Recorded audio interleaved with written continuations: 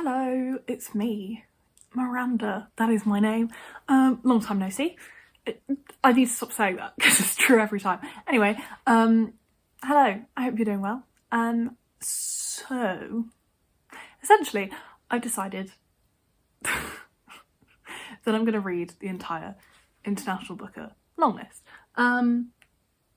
Roll the clip. So today is Friday, the 17th of March. Hosier's new music was just released and it is excellent. But also on Tuesday, the 14th of March, the International Booker long list was announced, and I was like, cool, International Booker, that's fine, that's fun.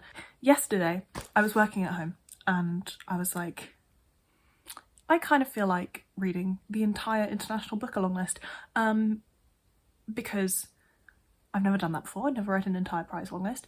My reading has been kind of weird recently, and I've been sort of, I say recently, for the last like fucking forever, and I've just been struggling to like motivate myself, and I was like, you know what, maybe I just need a list to like get myself back in gear, a goal that I can head towards, and just, you know, totally freshen up my reading and just go for something completely new and a load of books that I haven't heard before, and give myself a time deadline and a bunch of other people to read things with to help motivate me. Basically, long story short, I'm reading the entire International Booker long list because I'm a fool, and even though I've only read 6 books in this year so far, and the long list is 13 books, but I've said to myself that I'm going to read them all by the time the winner is announced, which is like mid-May. So I have a decent amount of time. I was like, I'm not going to do it by the shortlist because the shortlist is just over a month away, and I worked it out that I would have to read about 120 pages every day to finish every book before the shortlist is announced, which is doable, but I'm not willing to commit to that. So we're going before the winner is announced, and that's the decision that I have made. It's gonna happen sometime. Maybe this time I'll read. I started Boulder by Baltasar yesterday. I can't remember who the translator is, but I will put it up on the screen, and I'm really enjoying it so far. It's very short. It's just over 100 pages, and I'm about halfway through. So I started that yesterday, and we're just going to see how this goes. I finished Boulder by Baltasar. It is a very short book. It's only about 100 pages long. I read it on ebook because it is available on Scribd. I really enjoyed this book.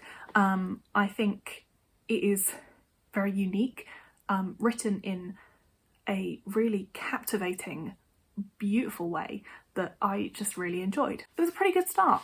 So it's about a woman called, well, we don't ever find out her name, but she is working as a cook, and basically moving around from different places, working, well, at the very beginning she's working at a holiday camp on a kind of island, then she goes to work on a ship, and she's not like a chef or anything, but she moves around and goes where she wants and doesn't ever tie herself down, and just kind of works for whatever she can get, making food for people. And so she goes on this kind of like freight boat thing that is going around South and Central America, I think, and she meets a woman called Sanches who nicknames her Boulder, and that is the only name that we're given for her. The narrator slash protagonist, because she is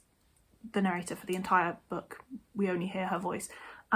She is entirely and utterly captivated by Sanches from like the very moment that they lock eyes.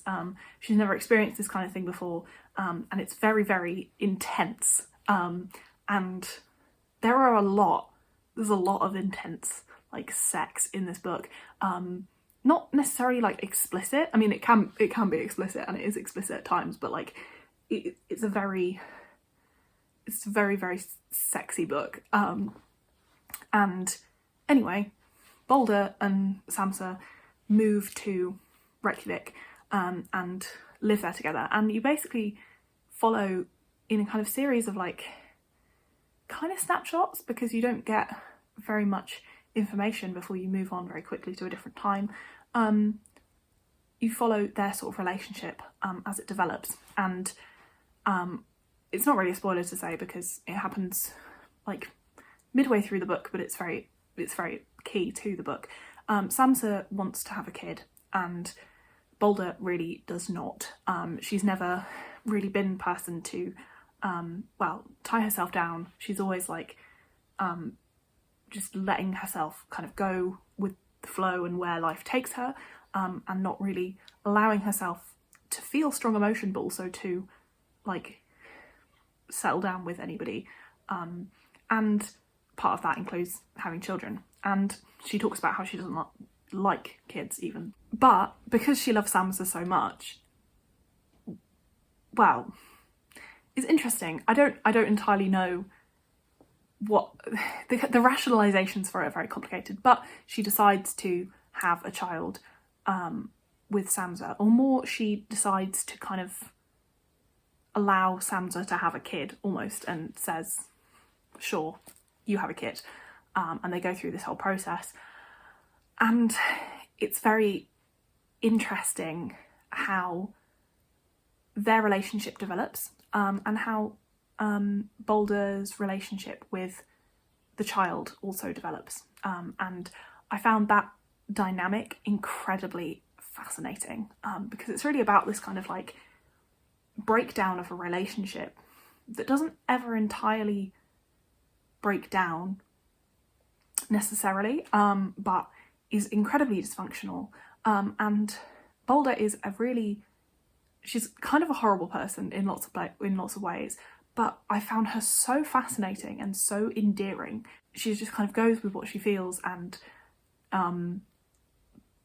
also doesn't really want to feel anything. The most intense feeling you kind of get from her is loneliness and like desire for other women, and those are the kind of things that come out most lucidly and strongly in the prose. And my criticism of this book is that, for me personally, there were lots of moments where I felt like it was not necessarily overwritten, but where the metaphors and the kind of sentences sort of got like wrapped up in themselves and went on for so long that I was like, I don't know where we're going, I don't know where we are, I don't know what's happening. And like, you know, there were a couple of bits where she just totally lost me. It was a bit jarring, where I was just like, okay, I don't know what this means and what you're trying to say here, but that's okay.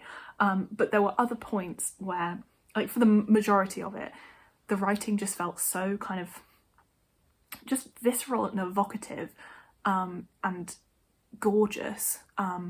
I just loved this style, even if I didn't entirely like understand or follow every single moment. It is the kind of book that I just had to sort of be like, okay, I don't know what the fuck that sentence means, but that's fine, I'm going to move on. But what I loved most about this was the incredible strong sense you get of the main character and her voice that comes through, and just the way that she thinks about the world and sees things, and like I said, the complex way in which her attitude to motherhood develops and her relationship with Sansa develops and herself.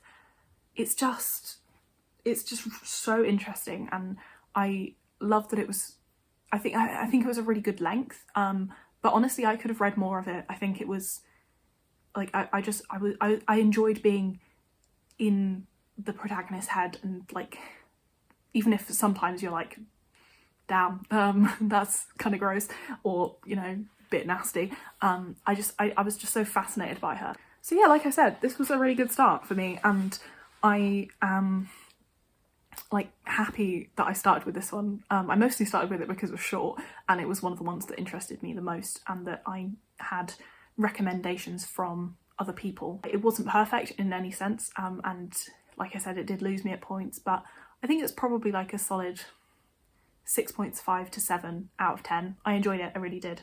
So yeah, I would recommend, and hopefully the rest of my international book of reading will be this successful, or more successful. However, I have since started The Gospel According to the New World, I think it's called. Hang on, let me check my spreadsheet. Yes, The Gospel According to the New World by Maurice Condé, translated by Richard Philcox. Yeah, this one, it's not really doing anything for me so far. Let's just say that. Which is disappointing because I wanted to read Maurice Condé for a long time. And I probably, if I don't enjoy this, I'll probably read other things by her, but yeah, it's not really doing it for me. Anyway, that's not the point. The point of this book is that, the point of this video is that I liked Boulder, and I'm probably going to be doing little kind of, you know, cash mini reviews for each book that I read, just to kind of keep everyone updated, hold myself accountable, and try and, you know, I'm doing this mostly as a project to try and get back into reading again, to give myself a goal and a time goal and accountability to get back into reading. And I've decided that even if I hate the books, it doesn't matter, at least I'll be reading. And at least I will be making a habit out of reading, and I will be discussing books with people, and that is always rewarding, even if I don't love the books that I read. But also I want to make videos, and I want to not put so much pressure on the videos that I make. You know, like today, I've been filming for 10 minutes, the lighting isn't great, I have no makeup on, but I don't care, it's fine, it's a video, and I'll probably edit it very minimally and then just shove it up, because none of this fucking matters, does it? It doesn't matter, it doesn't matter. So yeah, let me know if you're reading the International Bouquet long list. If you've read Boulder, what did you think of it? If you've read The Gospel According to the New World, what did you think of it? Let's chat ahead of my possibly next video, unless I give it up on it and try a different one first. Yeah, just let me know what's happening in your world, and hopefully I will talk to you very soon. This room that I'm filming in is our front room, and the window goes directly onto like the street that we live on, which is quite a quiet street, but people do walk past, and I just fully hid from some kids that walked past because I was like, I can't do this. There are people walking past and they're gonna judge me.